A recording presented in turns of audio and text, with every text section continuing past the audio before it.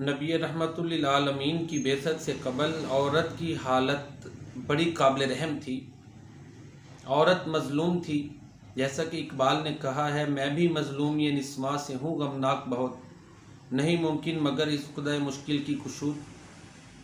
عورت کا کوئی بھی روپ ایسا نہیں تھا جس میں اس کو عزت حاصل تھی، راحت حاصل تھی اور اس کے لیے اطمینان بخش اس کو زندگی حاصل تھی۔ نکاح کی رسمیں ان کو اگر دیکھتے ہیں تو عورت مظلوم تھی، بہن کی شکل ہے، بیٹی کی شکل ہے، کوئی بھی عورت کا روپ ہے اس میں عورت مظلوم تھی۔ نکاح کے حوالے سے دیکھیں تو نکاح کی ایسی ایسی رسمیں اور طریقے تھے کہ جن میں عورت کی تذلیل ہی تذلیل تھی۔ زواج البعولہ نکاح کی ایک قسم ہے، اس میں مرد عورتوں کا اس طرح مالک ہوتا تھا جیسے جانوروں کا مالک ہوتا ہے۔ جتنی مرضی عورتیں مرد رکھ سکتا تھا، ان میں مساوات کی کوئی شرط نہیں تھی، جتنی مرضی طلاقیں دے کے پھر صلح کر سکتا تھا، عورت کا کوئی بھی پرسان حال نہیں تھا۔ بڑی اس کی قابل رحم اور میزریبل کنڈیشن تھی۔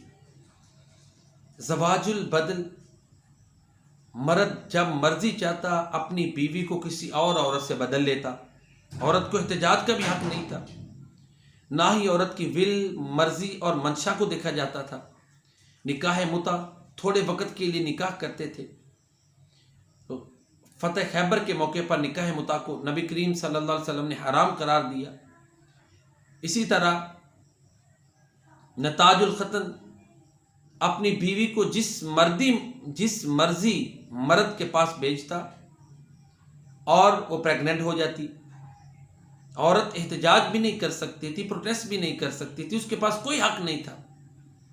نکاح کی ایک قسم یہ بھی تھی کہ عورتیں جو ہیں وہ جنگی قیدی بن کر آتی اور جس کو قبیلے کا سردار وہ عورت دے دیتا وہ اس کی مملوکہ ہو جاتی، وہ اس کا مالک ہو جاتا۔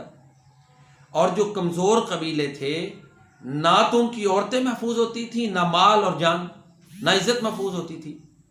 طاقتور قبیلہ کمزور قبیلے پہ جیسے چاہتا تھا مظالم ڈالتا تھا۔